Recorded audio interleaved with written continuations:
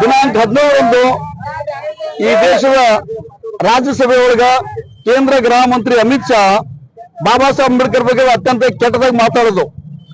ಅಂದ್ರೆ ಅಂಬೇಡ್ಕರ್ ಅಂಬೇಡ್ಕರ್ ಅಂಬೇಡ್ಕರ್ ಅನ್ನೋ ಮುಖಾಂತರ ವ್ಯಂಗ್ಯವಾಗಿ ಮಾತಾಡೋದು, ಇಡೀ ಭಾರತದ ಬಹುಜನರಿಗೆ ಅಪಮಾನ ಮಾಡುವಂತ ಕೆಲಸ ಈ ದೇಶದ ಗೃಹ ಮಂತ್ರಿ ಅಮಿತ್ ಶಾ ಮಾಡಿದ್ದು.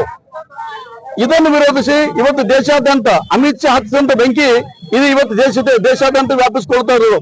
ಆ ಒಂದು ನಿಟ್ಟಿನೊಳಗ ನಮ್ದು ಒತ್ತಾಯ ಇವತ್ತು ಇಲ್ಲಿ ಡಾಕ್ಟರ್ ಬಾಬಾ ಸಾಹೇಬ್ ಅಂಬೇಡ್ಕರ್ ಪ್ರತಿಮೆಗೆ ನಾವು ಮಾಲಾರ್ಪಣೆ ಮಾಡೋದ್ರ ಮುಖಾಂತರ ಬೃಹತ್ ಪ್ರತಿಭಟನೆ ಮೆರವಣಿಗೆ ಎಲ್ಲಾ ದಲಿತ ಸೇನಾ ಕಾರ್ಯಕರ್ತರು ಜಿಲ್ಲಾಧಿಕಾರಿಗಳ ಕಚೇರಿ ಅಂತ ಹೇಳಿ ಆ ಜಿಲ್ಲಾಧಿಕಾರಿಗಳ ಮುಖಾಂತರ ರಾಷ್ಟ್ರಪತಿಗಳಿಗೆ ಮನವಿ ಸಲ್ಲಿಸುವಂತ ಕೆಲಸ ಮಾಡ್ತಾ ಇದ್ದೀವಿ.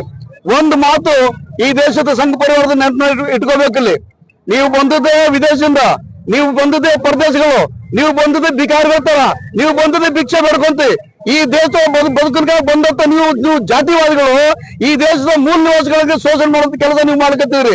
ಈ ಶೋಷಣೆ ವಿರುದ್ಧ ಹೋರಾಟ ಮಾಡುವಂತ ಬಾಬಾ ಸಾಹೇಬ್ ಅಂಬೇಡ್ಕರ್ ಸಂವಿಧಾನ ಬರೆದದ್ದು. ಬಾಬಾ ಸಾಹೇಬ್ ಅಂಬೇಡ್ಕರ್ ಸಂವಿಧಾನ ಬರೆದ ನಂತರ ಸಂವಿಧಾನದ ವಿರುದ್ಧವಾಗಿ ನೀವು ಮಾತಾಡ್ತಿರ್ತೀರಿ. ಈ ದೇಶದ ಸಂವಿಧಾನ ಸುಟ್ಟಂತ ಜಾತಿವಾದಿಗಳು ನೀವು ಇದ್ದೀರಿ.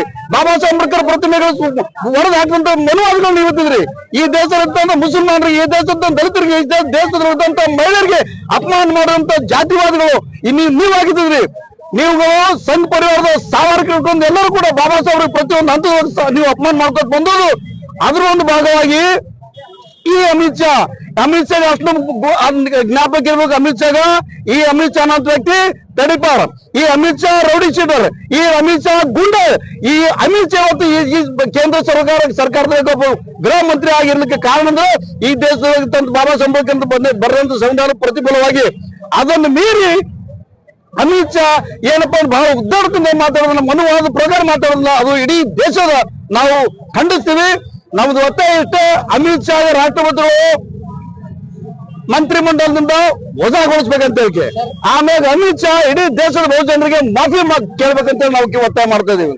ಇದು ಎಲ್ಲ ಹುಡ್ಕೊಂಡು ಅದೇ ಸಂಘ ಪರಿವಾರ ನೇಚರ್ ಬೆಳೆದು ಬಂದಂತ ಅಮಿತ್ ಶಾ ಸಂಘ ಪರಿವಾರದ ಸೂಚನೆ ಮೇರೆಗೆ ಈ ಪಾರ್ಲಿಮೆಂಟ್ ಯೋಜನೆಗೆ ಏನಪ್ಪಾ ಅಂದ್ರೆ ಬಾಬಾ ಸಾಹೇಬ್ ಅಂಬೇಡ್ಕರ್ ಬಗ್ಗೆ ಉದ್ದಾರದಲ್ಲಿ ಮಾತಾಡೋದು. ಇವ್ರು ಪೈಲ ಯಹಿ ಬೋಲತೆ ಅಬ್ ಕಿ ಬಾರ್ 400 ಪಾರ್ ಅಂತ 400 ಪಾರ್ ಉದ್ದೇಶ ಇವ್ರದ್ದು ಅಷ್ಟೇ ಇತ್ತು, ಈ ದೇಶದ ಸಂವಿಧಾನ ಬದಲಾವಣೆ ಮಾಡ್ಬೇಕಂತೇಳಿ.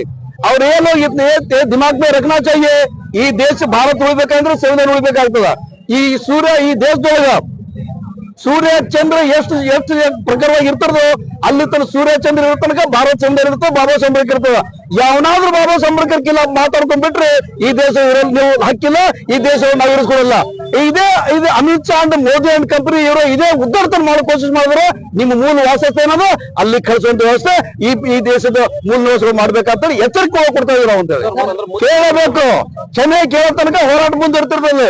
ಈ ದೇಶದಲ್ಲಿ ಬೆಂಕಿ ಹಚ್ಚುವ ಅಮಿತ್ ಶಾ ಇವತ್ತು, ಈ ದೇಶದ ಅಲ್ಲೋಲ ಕಲ್ಲೋಲ ಆಗ್ತಾರ ಅಮಿತ್ ಶಾ ಇವತ್ತು, ಈ ದೇಶ ಅಶಾಂತಿ ಕಾರಣ ಆದ ಅಮಿತ್ ಶಾ ಇವತ್ತು.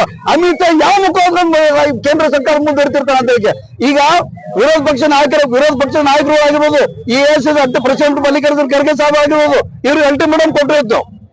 ಅಮಿತ್ ಶಾ ಏನಪ್ಪ ಅಂದ್ರೆ ಪಾರ್ಲಿಮೆಂಟ್ ಹೌಸ್ ಹೊರ ಹಾಕ್ಬೇಕಂತೇಳಿ, ಅಮಿತ್ ಶಾ ಡಿಸ್ಮಿಸ್ ಮಾಡ್ಬೇಕಂತೇಳಿ.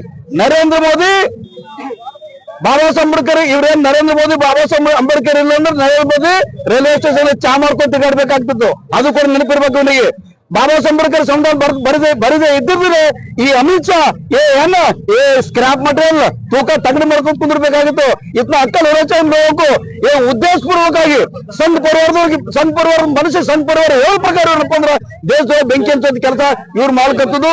ಅದನ್ನು ವಿರೋಧಿಸಿ ನಾವು ಬಹಳ ದೊಡ್ಡ ಪ್ರಮಾಣದಾಗ ಸಿಸಿಟಿವಿ ಫುಟೇಜ್ ಅಲ್ಲಿ ಪಾರ್ಲಿಮೆಂಟ್ ಹೌಸ್ लाइव टेलीकास्ट आदमी तोड़ मोड़ की बात नहीं है। और इतना भयानक से बात कर रहे हो अंबेडकर अंबेडकर अंबेडकर टीचर को नहीं अल्ला मत हट बंद बड़ोगे साध्य लेगा। ये क्या समझो तुम लोग? ಅಟ್ರಾಸಿಟಿ ಆಕ್ಟ್ ಕೂಡ ಇದೇ ತರ ನೀವು ಡೆವಲಪ್ ಮಾಡೋ ಕೋಶಿಶ್ ಮಾಡಿದ್ರಿ ನೋಡಿ। ಇಡೀ ದೇಶದ್ದು ಬೆಂಕಿ ಹಚ್ಕೊಂಡು ಅಟ್ರಾಸಿಟಿ ಆಕ್ಟ್ ನೀವು ರಿವೋಕ್ ಮಾಡ್ಬೇಕಾಯ್ತು।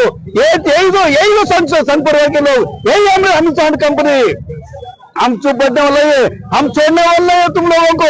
ये ब्रह्मवाद नहीं चलता, ये मनवाद नहीं चलता। ये चलना है तो अम्बेडकरवाद आज देश में चलता है, अम्बेडकरवाद ही चलना चाहिए। और अगर तुमको भारत में रहना है अमित शाह सुन लो, भारत में रहना है तो अम्बेडकर बोलना होगा।